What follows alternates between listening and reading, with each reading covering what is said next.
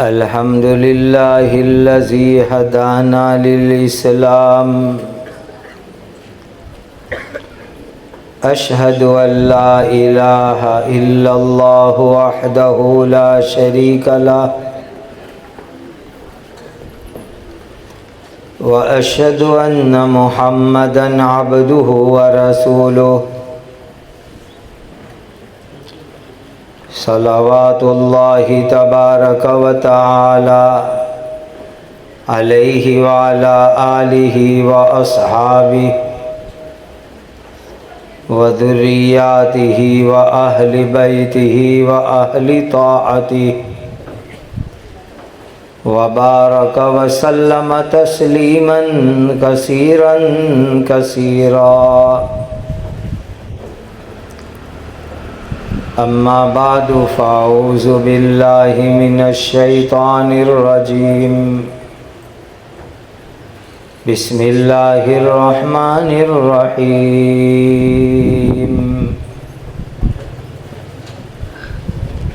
इहदिनस सिरातल मुस्तक़ीम सिरातल लज़ीना अनअमता अलैहिम गैरिल मग़दूबि अलैहिम वलद्दाल्लीन।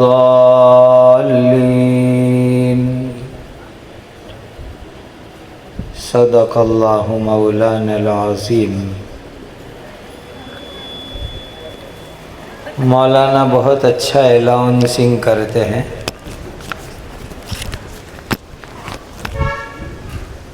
अब उन्होंने मुझे जिम्मेदारी जो दी है उसी के ऊपर बयान करना पड़ेगा।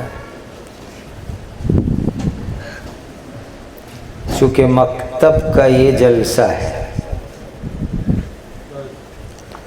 हमारे यहाँ मेलों में, गांव में जो लोकल छोटे छोटे मदरसे हैं जिसमें बच्चे घर से आते हैं, पढ़ के घर चले जाते हैं, बोर्डिंग नहीं होती, खाना नहीं होता है, ऐसे छोटे छोटे मदरसे को मकतब कहा जाता है।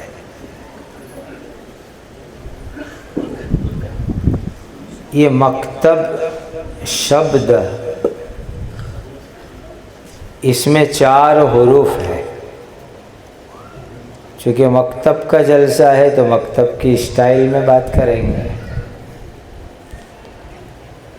पहले नंबर के ऊपर है मकतब में मीम। हुरूफ पहचानना पहला काम होता है मकतब में। दूसरा हर्फ है काफ। तीसरा हर्फ है ता। चौथा हर्फ है बा। ये 4 हर्फ मिल करके शब्द बनता है मकतब।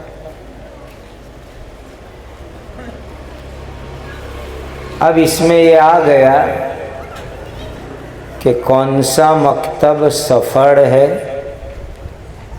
कौन सा मकतब पावरफुल है, कौन सा मकतब कामयाब है। अब ये 4 हर्फ देखो। मीम का मतलब है मुदर्रिस। मुदर्रिस का पहला लफ्ज़ हर्फ है मीम, न मकतब में भी मीम। मुदर्रिस यानी ये उस्ताद लोग, मौलाना लोग जो पढ़ाते हैं, जिनको अभी खाली डिब्बे दिए गए। वो दिल चाहता था कि उसमें कुछ भर के देते। अगरचे अनाउंसिंग में सुना कि अल्लाह के कुछ नेक बंदों ने मौलाना लोगों के लिए भी पैसे दिए हैं। अल्लाह उनको जज़ाए खैर अता फरमाए। सबसे बड़ा इनाम तो उस्ताद को देना चाहिए, क्योंकि बड़ी मेहनत तो उस्ताद करते हैं। चलो आइंदा इसका ध्यान रखना। मैं अभी हमारे मौलाना लोगों को कह रहा था, ये सब पुराने दोस्त है, कोई डाभेल के, कोई बारडोली के मदरसे के। मैं कह रहा था कि जुमेरात को एक मदरसे के सालाना जलसे में गया हुआ था, तो कम से कम 30 लाख रुपए का इनाम था वहाँ, कम से कम। हो सकता है मेरी गिनती में कमी हो है, उसके ऊपर ही। और उसमें तकरीबन आधा के करीब उस्तादों के लिए था। तो फिर वो उस्ताद मेहनत और पावर से पढ़ा है।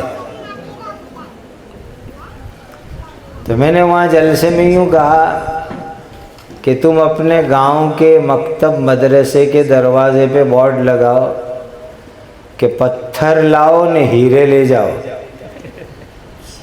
पत्थर लाओ न हीरे ले जाओ। कि ये छोटे छोटे बच्चे पत्थर जैसे, ये उस्ताद मेहनत करके हीरे की तरह चमका के देंगे इनको। तो पहला हर्फ है मीम, मीम मतलब मुदर्रिस यानी उस्ताद। दूसरा हर्फ है काफ, काफ मीनिंग कमिटी। जो मस्जिद की मदरसे की कमेटी होती है, वो कमेटी कैसी होनी चाहिए, मैं हर एक की जवाबदारी बताता हूँ।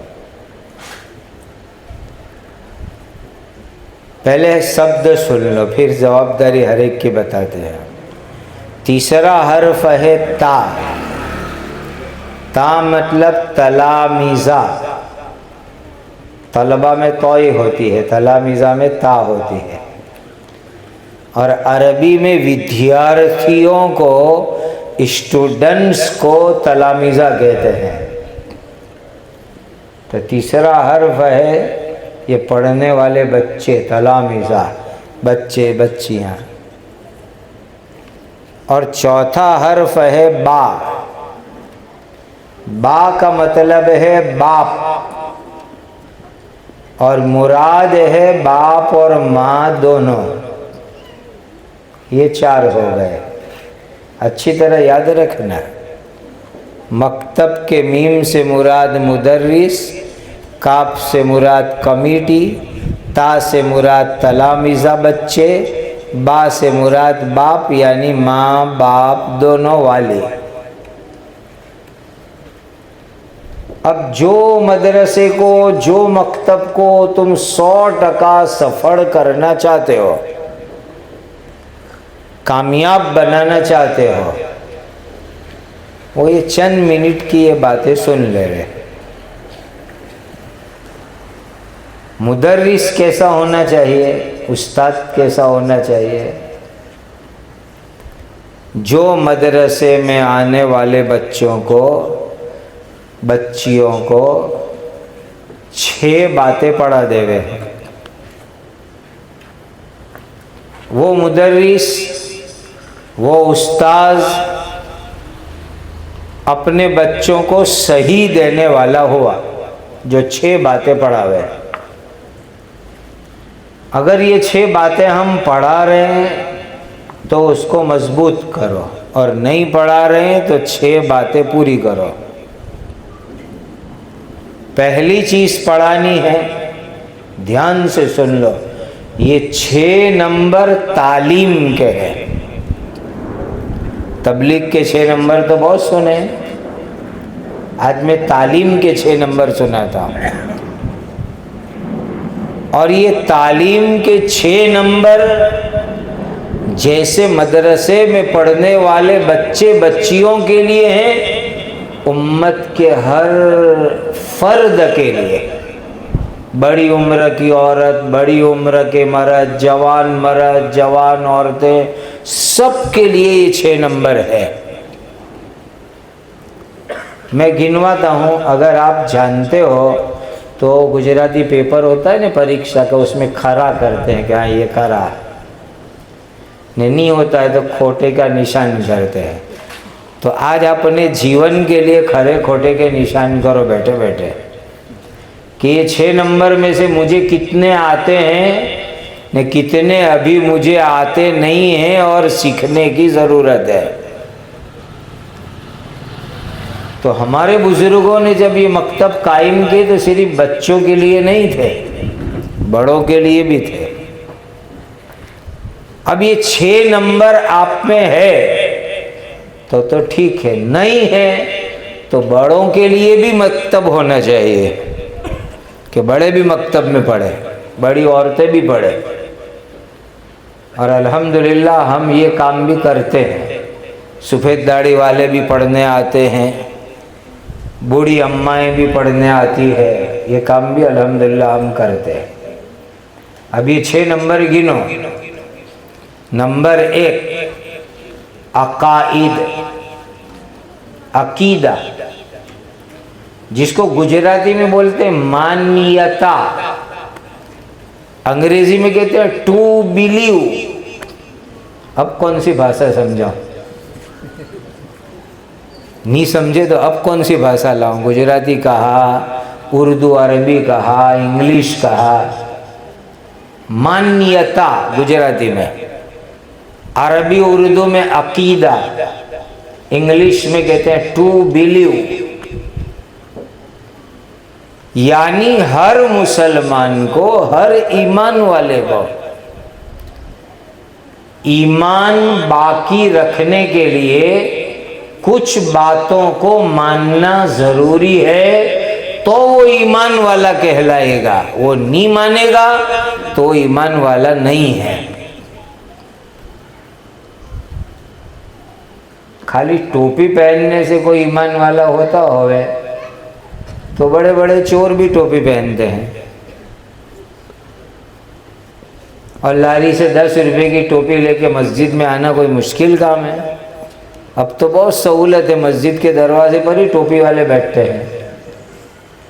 खाली टोपी पहनने से कोई मुसलमान नहीं हो जाता, कफनी पहनने से नहीं हो जाता। कुछ बातें कंपलसरी, फर्जियात मानना जरूरी है, तो वो ईमान वाला है। और अगर वो नहीं मानता तो वो ईमान वाला है ही नहीं। इसको कहते हैं अकीदा, मान्यता, टू बिलीव। उसमें से थोड़ी थोड़ी बातें बताता हूँ, सारी बात तो कैसे बताऊँ। ये मौलाना लोग जो है ना, शरअ अकाइद और अकीदतुत तहाविया, 2 किताबें इन्होंने पढ़ी तब जाके अकीदे इनको आते होंगे। ऐसे अकीदे आ जाते हैं कि आधे घंटे के बयान में मैं आपको सारे अकीदे सुना दूं, एक मजलिस में सुना दूं। मोटी बड़ी बड़ी बातें मैं आपको सुनाता हूँ। जिसको मदरसे में ये उस्ताद क्या याद कराते, याद करो बेटा, ईमान मुजमल, ईमान मुफस्सल, आमन्तु बिल्लाह, मैं एक अल्लाह पर ईमान रखता हूँ, अल्लाह के रसूलों पर ईमान रखता हूँ। आखिरी रसूल, क्या नाम आखिरी रसूल का किसी को मालूम है? अरे किसी को मालूम हो तो हाथ उठाओ। आखिरी रसूल का नाम क्या?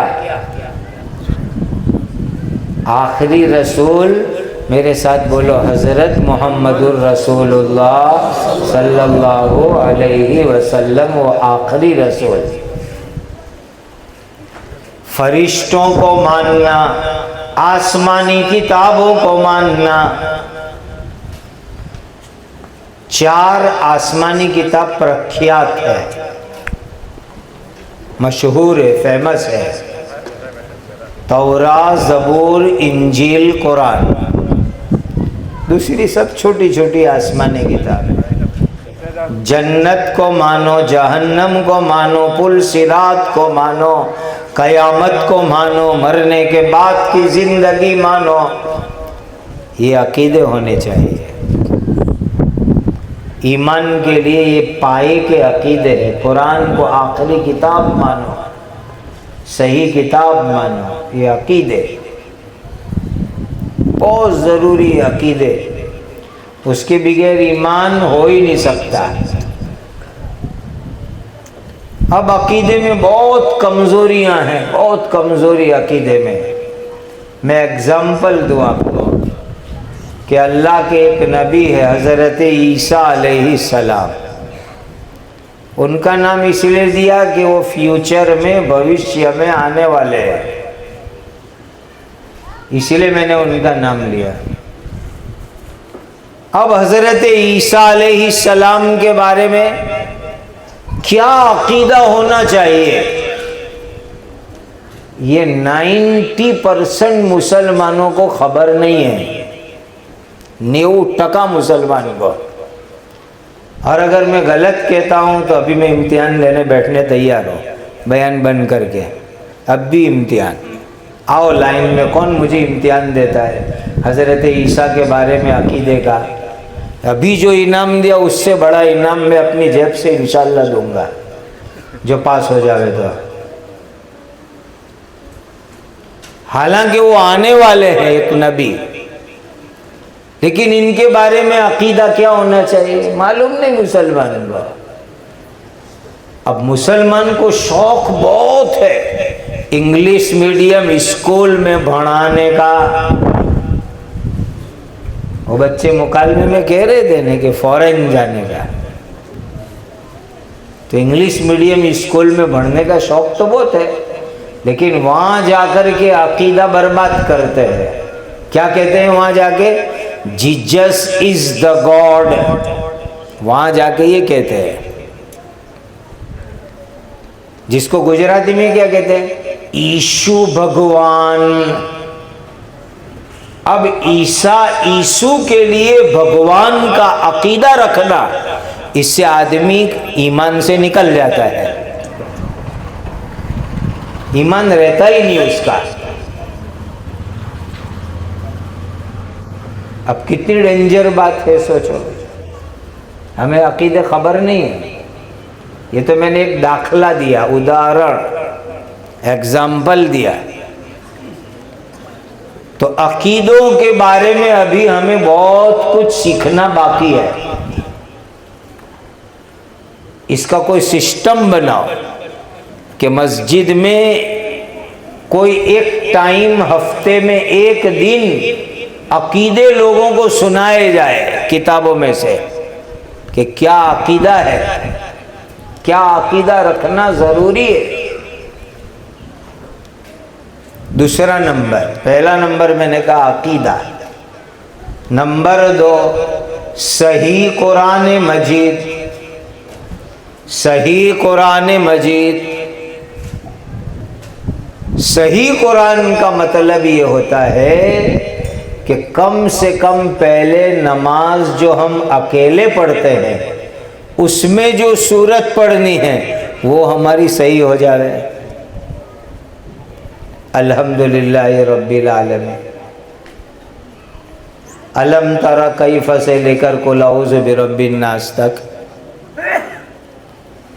ये पूरे मजमे के मुसलमानों से मैं कहता हूं, इनमें से जो मौलाना लोग तजवीद पढ़े, इनके पास बैठकर 11 सूरत सुनाओ और उनको कहो कि सही है कि गलत है, हमको बताओ। अलम तरह से वन्नास 10 और 11वीं सूरत अल्हम्दु शरीफ, 11 सूरत सुनाओ एक दिन बैठ के कि सही है कि मैं गलत पढ़ता हूं। और अगर कोई तजवीद पढ़ी हुई आपा बेटी बस्ती में है, नहीं है तो बाहर से कोई दिन बुलाओ और तमाम मस्तूरात, तमाम औरतों की 11 सूरतें उसको सुनवाओ कि 11 सूरत आती है कि नहीं, सही सही पढ़ना। ये तो मिनिमम, कम से कम ओछा में ओछा इतना तो होना ही चाहिए। फिर दूसरा नंबर है पूरा कुरान हमारा सही हो जाए। सही कुरान, सही कुरान है तो खत्म पर दुआ पढ़ते हैं ना, अल्लाहुम्मा आनिस व शतीफी कबरी। उस सही कुरान पर कब्र में कुरान काम में आएगा। ने सही नहीं पढ़ते होंगे तो रुब्ब क़ारिइन लिल क़ुरआनि वल क़ुरआनु यलअना, जैसे कुरान कब्र में काम आएगा, रोशनी देगा। अगर कुरान गलत पढ़ोगे तो कुरान बद्दुआ भी करेगा, लानत भी करेगा। सही कुरान, मदरसे में भी हो, बस्ती के मर्दों का हो, औरतों का हो, सबका सही कुरान हो। तीसरी चीज, जरूरी मसले मसाइल, बुनियादी जरूरी मसले मसाइल। अब जरूरी मसले हैं ने दो तरह के हैं। एक वो मसले जिसकी हर मुसलमान को ज़रूरत है, वुज़ू में फ़र्ज कितने, गुस्ल में फ़र्ज कितने, नमाज में फ़र्ज कितने, रोज़ा कैसे रखने का, इसकी हर एक को ज़रूरत है। दूसरे वो मसले हैं जिसकी हर एक को ज़रूरत नहीं पड़ती, किसी किसी को ज़रूरत पड़ती है। जैसे कोई हज में जा रहा है तो हज के मसले, उम्रे में जा रहा है तो उम्रे के मसले, कोई खाटकी है और गोश्त बेचता है तो गोश्त के मसले, कोई अजाम है बाल काटता है तो बाल काटने के मसले। जो आदमी जो लाइन का काम करे वो लाइन के मसले, और कुछ कॉमन मसले हैं जिसकी हर एक को जरूरत है। अब आप खुद सोचो, मैं अभी किसी का इम्तिहान परीक्षा नहीं लूंगा कि मुझे ये दोनों मसले आते हैं कि नहीं आते हैं।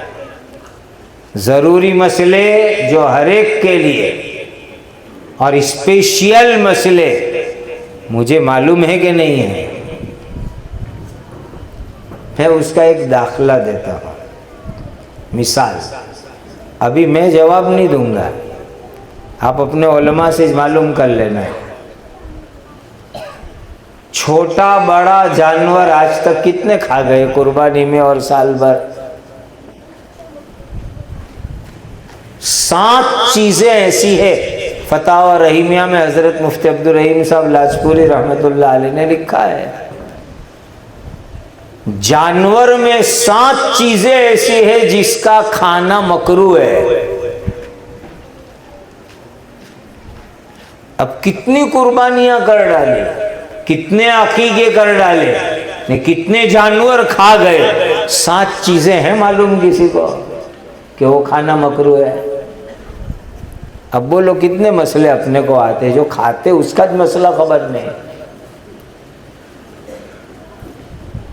मसले में भी हम बहुत पीछे हैं, अभी बहुत कमजोरी है। मैं शाबान में तैयारी कर रहा था सफ़र की, तो बॉम्बे एयरपोर्ट से एक साहब का फ़ोन आया कि अभी हमारी फ़्लाइट है उम्रे की 65 या 55, जो हम उम्रे में जा रहे हैं रमज़ान से पहले पहले। तो कहा हमने असर की नमाज़ पढ़ी, फिर एहराम बांधा, फिर 2 रकात नमाज पढ़ी, नियत की, लब्बैक पढ़ी, और अब मगरिब के वक्त हमारी फ़्लाइट है। तो किसी ने हमको कहा कि तुम लोगों ने कोई भूल कर डाली, इसलिए मसला पूछने आपको फ़ोन किया है कि हमने क्या भूल की। एयरपोर्ट पर कोई कह रहा है हमको, तो ऐसे मौके पर मैं थोड़ा उनको रिमांड पे लेता हूँ। मैंने कहा इतनी बड़ी भूल की है कि वहाँ जाके मक्का में 65 ऊँट काटने पड़ेंगे। तो कहा क्यों? मैंने कहा इतना मसला भी मालूम नहीं कि असर के बाद नफिल नमाज नहीं पढ़ने की। तुमने असर पढ़ के एहराम बांध के नफिल पढ़ी क्यों 2 रकात एहराम की? ये गलती तुम्हारी। उस वक्त तो बिगैर नफिल के नियत करनी होती है, लब्बैक पढ़ के एहराम चालू हो जाता है। ये 2 रकात कोई फ़र्ज वाजिब थोड़ी है, वो तो नफिल है।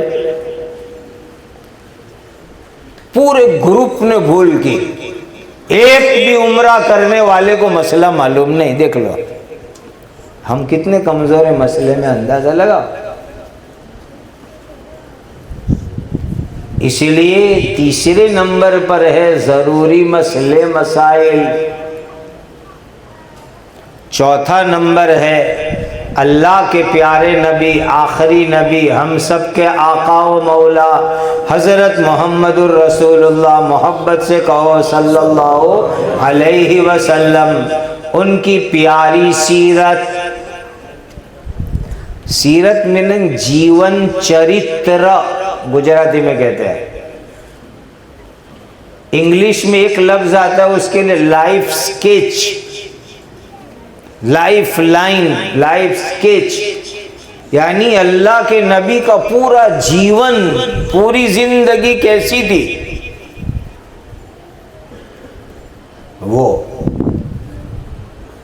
अभी मैं नहीं पूछता, आप अपने दिल से पूछो, मैं सवाल मैं सिखाता हूं, पूछो अपने दिल से आप खुद।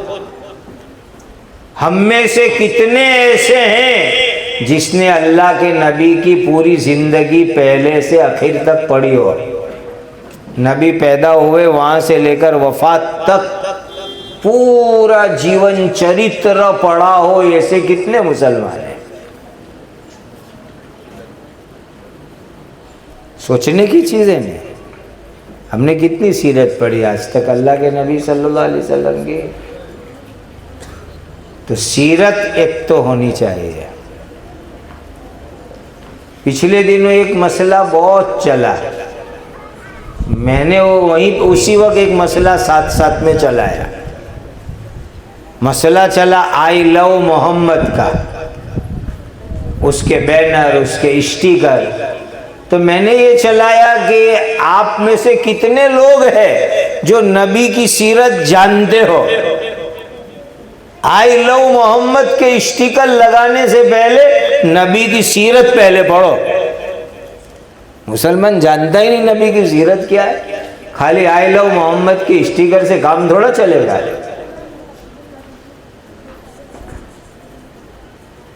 सीरत नबी पाक सल्लल्लाहु अलैहि वसल्लम की पांचवी चीज है सुनन, आदाब, अखलाक। अल्लाह के नबी की सुन्नत क्या है, क्या अखलाक अल्लाह के नबी के, नबी ने क्या आदाब हमें सिखाए, कितने मुसलमान जानते हैं? सवाल मैं सिखाता हूँ, जवाब आप अपने दिल से पूछो। आज ईशा की नमाज हम लोगों ने पढ़ी है ना? पढ़ी अल्हम्दुलिल्लाह, जिसने जिसने पढ़ी। कौन सुन्नत तरीके से जमात खाने में मस्जिद में गया ने सुन्नत तरीके से बाहर निकला? सवाल आप खुद पूछो अपने दिल से। अल्लाह के नबी ने मस्जिद में जाने का जो तरीका बताया, उस तरीके से ईशा में कौन गया था और उस तरीके से कौन मस्जिद से बाहर आया? खुद आप अपनी जिंदगी से सवाल पूछो, सुन्नत हमें कितनी आती है? चलो मस्जिद जो कुछ गए कुछ नहीं गए, बहनें मस्जिद में नहीं आए। अब एक सवाल और करता हूँ, शाम का खाना तो तकरीबन सबने खा लिया होगा, तो कौन कहता है कि मैंने अल्लाह के नबी की सुन्नत के मुताबिक खाना खाया? नबी खाने से पहले हाथ धोते थे, बिस्मिल्लाह पढ़ते थे, जमणे हाथ से खाते थे। अब सुनो, 3 उंगली से खाते थे, 3 उंगली से नबी जी खाते थे। एक दाना भी नीचे गिर जावे उठा लेते थे। और हमारे यहाँ तो शादियों में दस्तरखान पर झाड़ू मारो तो खुंचा भरे इतने चावल गिरते। कहाँ गई नबी की सुन्नत? खाने के बाद हाथ धोते थे, दुआ पढ़ते थे, लुकमे लुकमे पर या बीच बीच में अल्हम्दुलिल्लाह अल्हम्दुलिल्लाह पढ़ना, अपने सामने से खाना। नबी की सुन्नत, अखलाक, आदाब कितने हैं हमारी जिंदगी में? और छठा नंबर है महफूजात, मीनिंग कुछ चीज़ें मेमोराइज होनी चाहिए। इंग्लिश में कहते हैं मेमोराइज, गुजराती में कहते हैं मोड़े याद होनी चाहिए। उर्दू में कहते हैं जुबानी याद होनी चाहिए। उसमें कलमे आते हैं, मसनून दुआएं आती है, नमाज के वज़ाइफ आते, ये मोड़े होना चाहिए। हर औरत को, हर मर्द को, हर बूढ़े को, हर जवान को, हर बच्चे को मोड़े याद होना चाहिए। अब मैं मकातिब का काम करता हूँ अल्लाह के करम से, तो एक मर्तबा हम निसाब बनाने बैठे तो 60 के करीब दुआएं ऐसी मिली जो सुबह उठने से लेकर रात सोने तक हर मुसलमान को ज़रूरत पड़ती है। तकरीबन 60 दुआएं। अब 60 छोड़ो, आधी करो 30 दुआ अल्लाह के नबी की किसको किसको याद है? अभी सोएंगे तो सोते वक्त की दुआ क्या, सुबह आंख खोलेगी तो क्या दुआ पढ़ेंगे, सूरज निकलेगा तो क्या दुआ पढ़ेंगे, दूध पी के क्या दुआ पढ़ेंगे, बारिश आ जावे तो क्या दुआ पढ़ेंगे, बिजली चमके तो क्या दुआ पढ़ेंगे, बादल गरजे तो क्या दुआ पढ़ेंगे। ये सब अल्लाह के नबी की दुआएं हैं। अपने दिल को सवाल करो, मुझे कितनी दुआ आती है।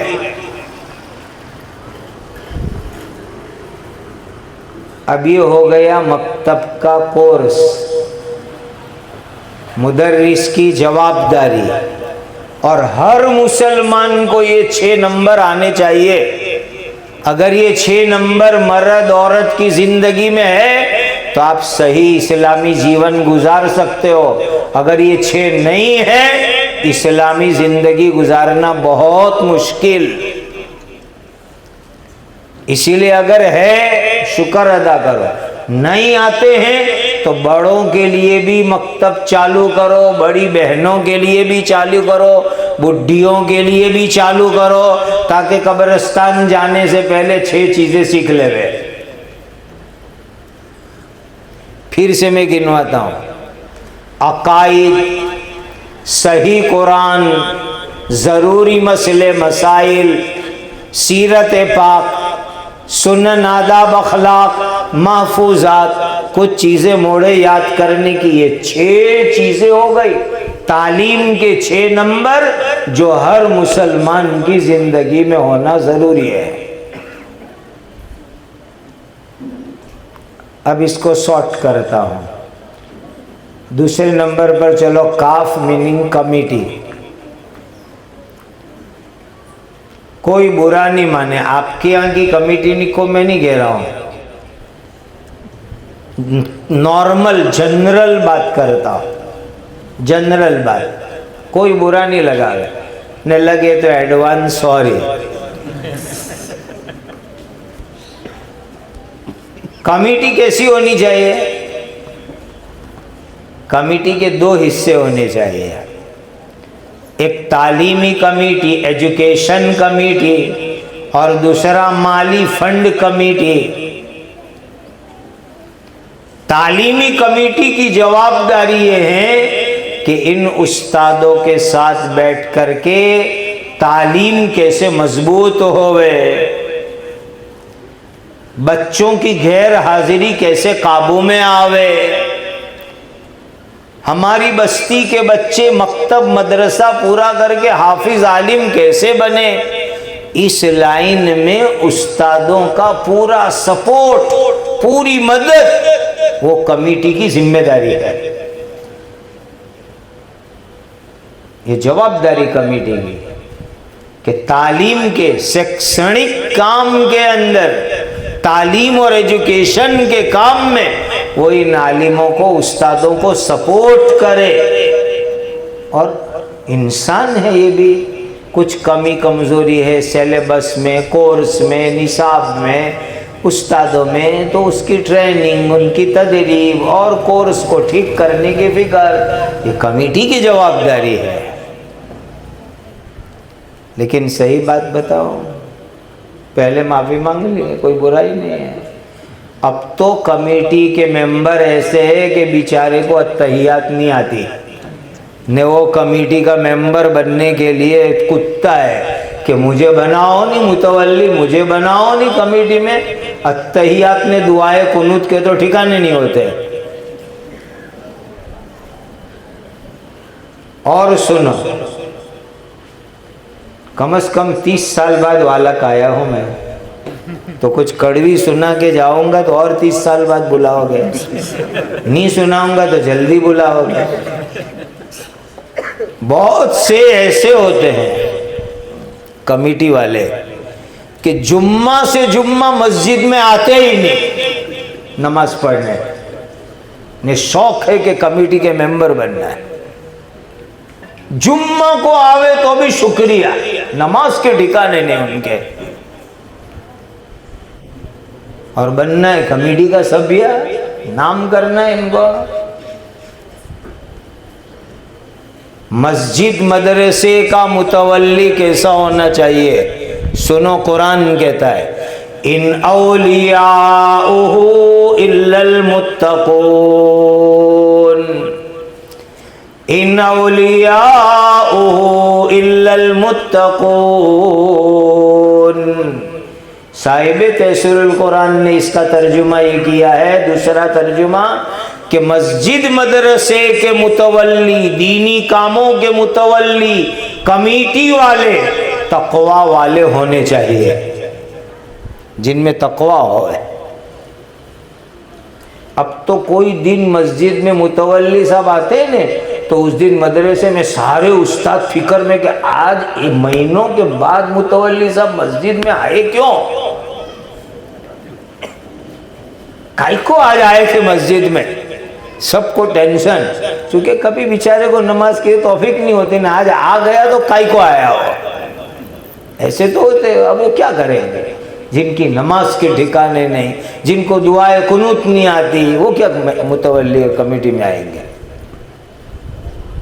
खैर, तो कमेटी में एक है तालीमी एजुकेशन कमेटी, दूसरी माली कमेटी, फंड।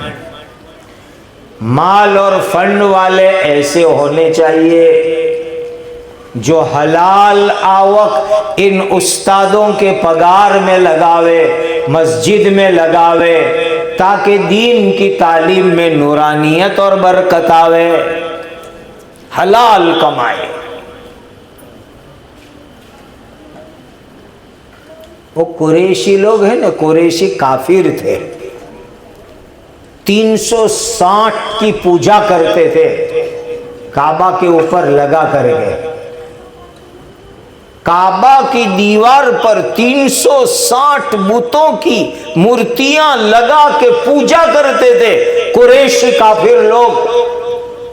लेकिन इनका एक जज्बा, अल्लाह ने ये जज्बा पसंद किया कि जब काबा बनाने की बारी आई तो वो कुरैशी काफिर मुतवल्ली थे मक्का के, वो क्या कहने लगे, अल्लाह के घर में एक पैसा भी हराम का नहीं लगना चाहिए,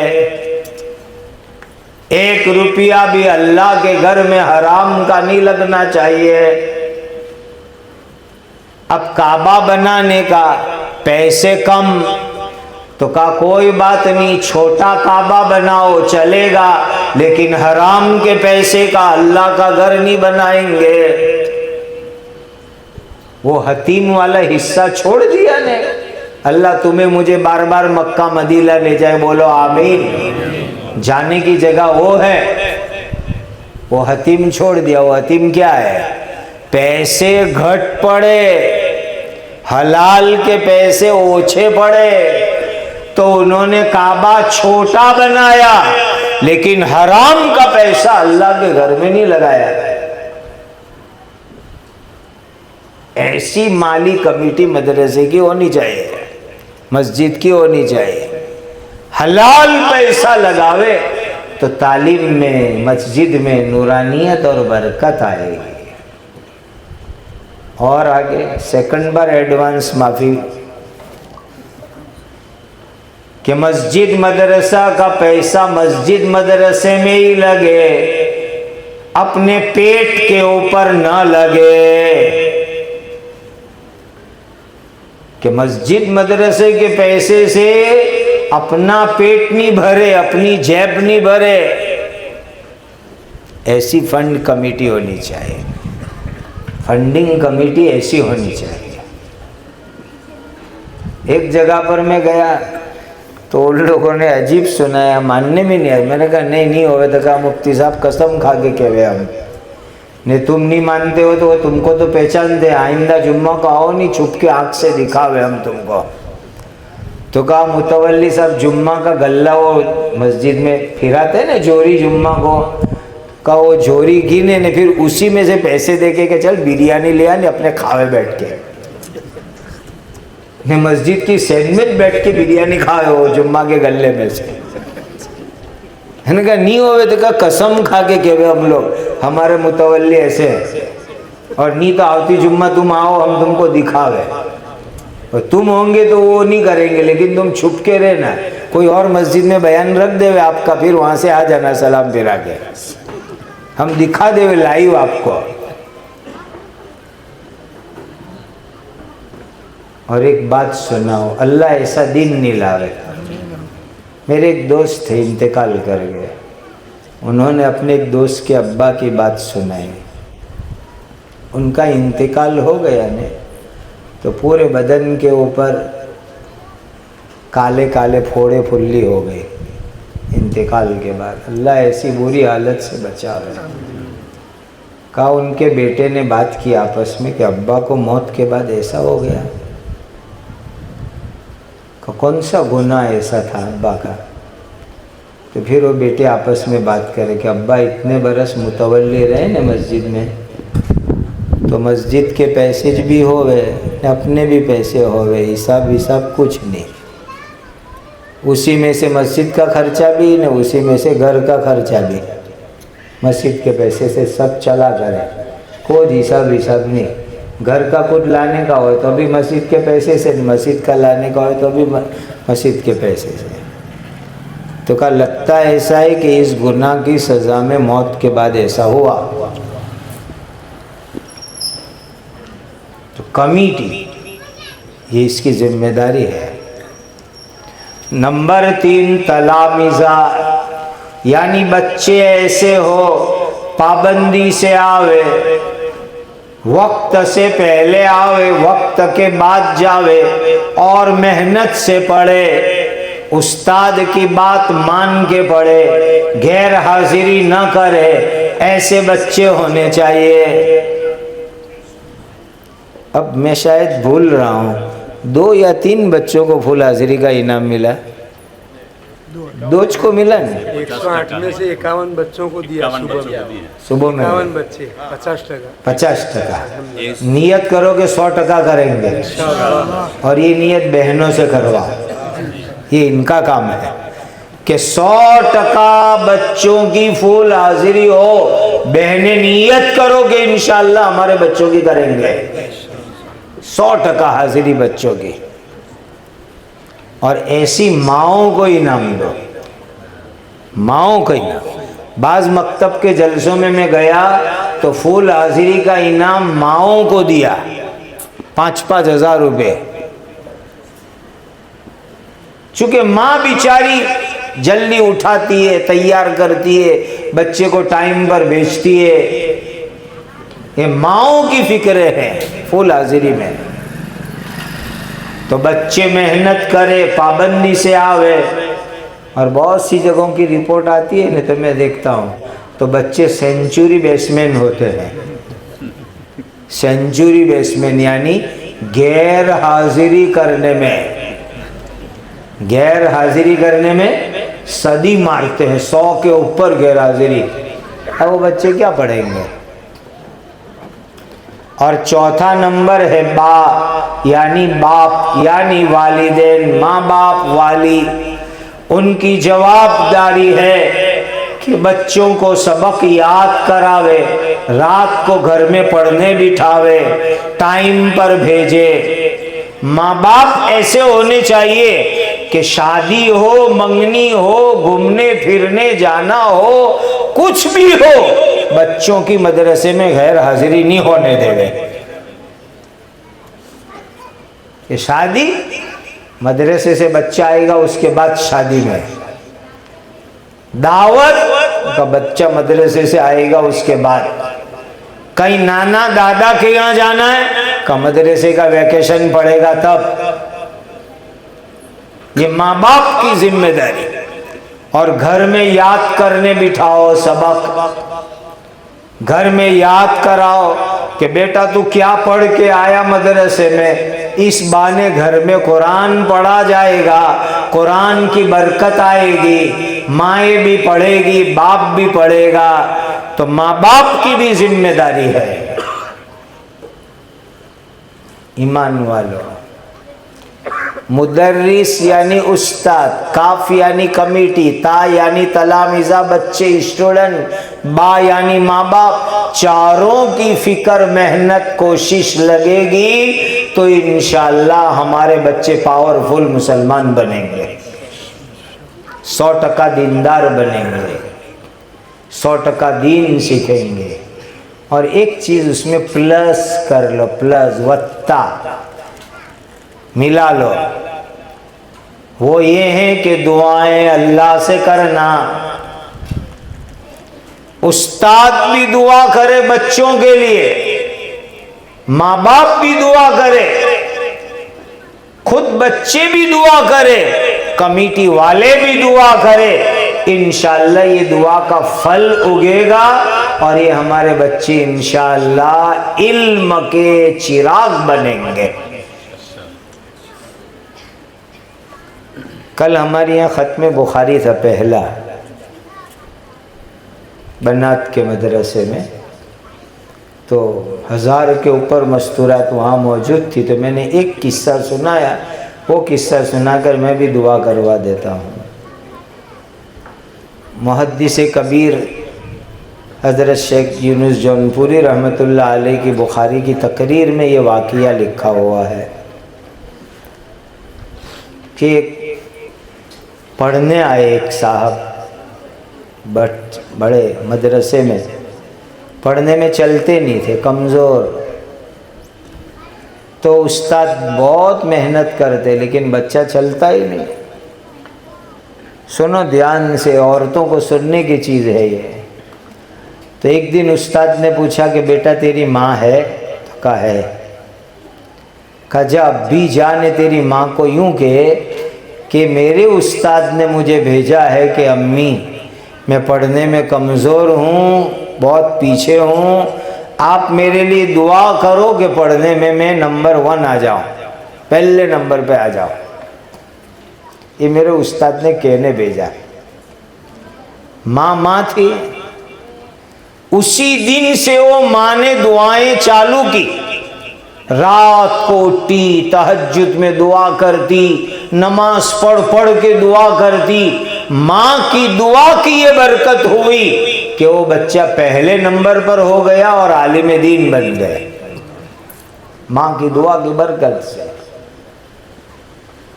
तो बच्चे दुआ करे अल्लाह इल्म दीजिए, माँ बाप दुआ करे मेरे बच्चों को अल्लाह पक्का मुसलमान आलिम हाफिज बना दो, उस्ताद दुआ करे, कमेटी वाले दुआ करें, चारों की मेहनत और दुआ लगेगी तो इंशाअल्लाह एक एक बच्चा पक्का मुसलमान बनेगा।